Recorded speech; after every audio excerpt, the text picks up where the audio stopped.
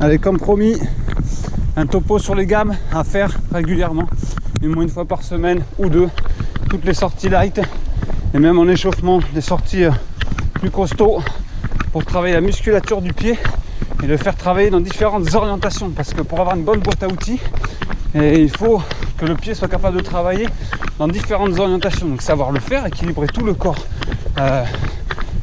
et pas seulement adapté à la pose du pied, et puis le renforcer musculairement dans des positions où il a moins l'habitude de travailler, surtout si on court que sur du plat et sur des surfaces stables.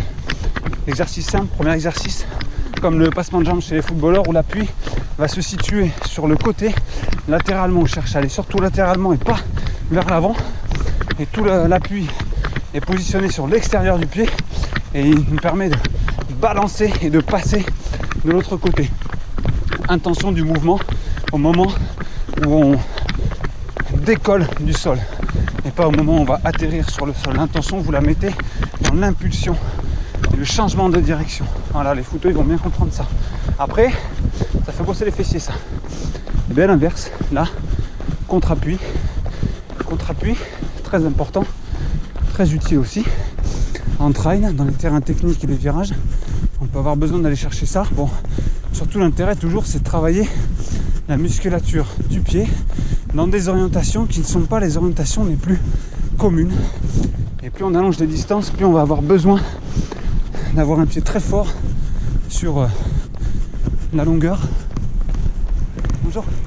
Ce qui va permettre aussi d'être plus économe si on est bien musclé et de se prévenir évidemment des entorses. Voilà. Et donc ça, on le fait au début avec une petite amplitude et puis on allonge au fur et à mesure l'amplitude en allant chercher loin sur les côtés et puis aussi plus haut. Ça, c'est pour augmenter la difficulté. Voilà. Ensuite, on va travailler sur la pointe des pieds en cloche-pied, déplacement latéraux, il y a un petit peu de passage en même temps. Bonjour. Et d'un côté et de l'autre, pareil, on complexifie en augmentant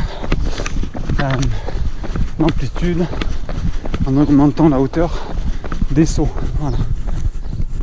Alors après, pour travailler le positionnement du bassin, quand on veut chercher à apprendre à courir sur l'avant du pied, il faut avancer son centre de gravité. Et donc pour ça, on fait la course arrière, parce qu'en course arrière, on a forcément le centre de gravité qui est avancé et qui est placé à l'avant de la plante du bassin. C'est ça qui se passe. Le centre de gravité bascule légèrement devant la verticale et la plante du bassin quand on est en course avant. Voilà. Et puis ensuite, la règle d'or, disons, la gamme fondamentale à travailler. Alors vous verrez pas grand chose sur cette vidéo, mais c'est la foulée bondissante. Donc, la foulée bondissante, elle regroupe tout. Elle regroupe la réception, l'impulsion vers l'avant, vers le haut. Alors une foulée, elle est rasante. Une foulée bondissante, non, elle est explosive. Elle nous emmène vers le haut et vers l'avant. Donc, mais elle nous démontre toutes nos qualités de pied et aussi toutes les qualités d'harmonisation musculaire, puisque tout doit travailler. Et les muscles inférieurs, les abdos, en extension, les muscles extenseurs de la hanche. Si on veut aller haut et loin, il faut avoir vraiment compris le mouvement d'extension de la jambe arrière, le travail du genou qui monte haut et loin.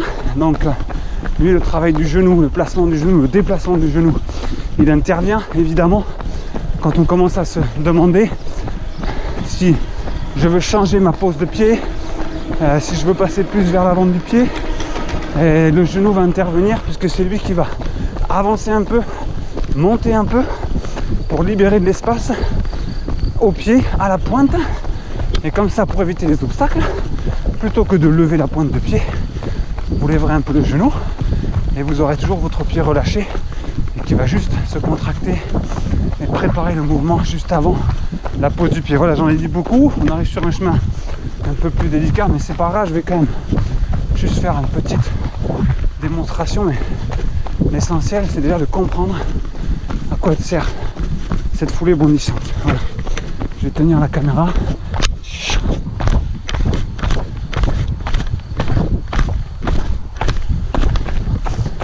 Voilà. Bon, mais avec tout ça, il y a de quoi améliorer en qualité toutes vos séances d'entraînement. Allez, amusez-vous bien. Ciao.